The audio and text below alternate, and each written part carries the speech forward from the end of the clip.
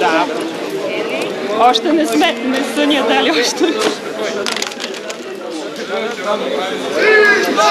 Абсолютно. Заминават за Прага. Абсолютно. Победителите в тази годишния турнир за купата на БТС Левски София.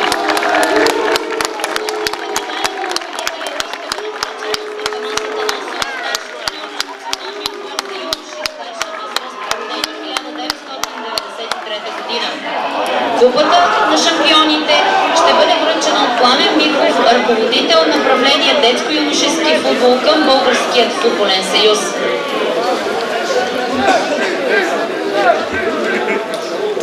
А ето и героите в днешния матч.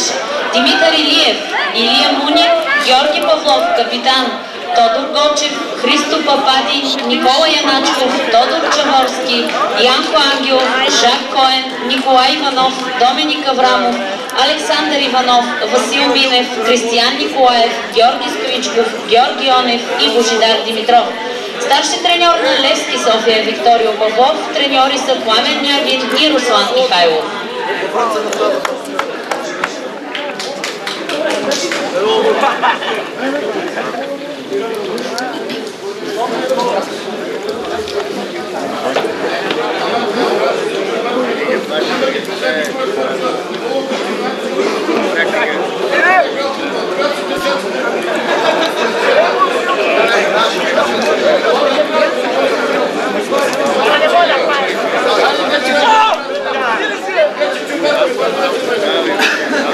Бате Петко се включи оттам.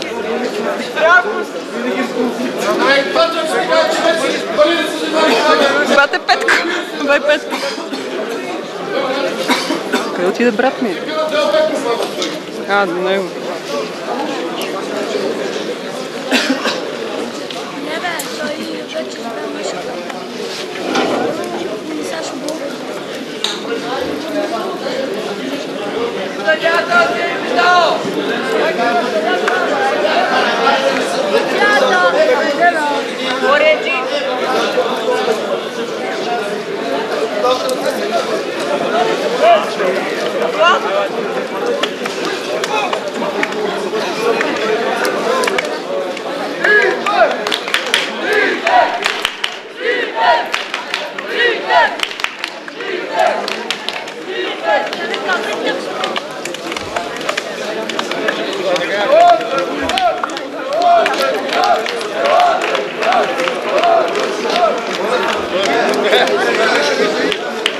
А сега капитанът на Левски Георги Павлов нека заповяда да получи купата от Пламен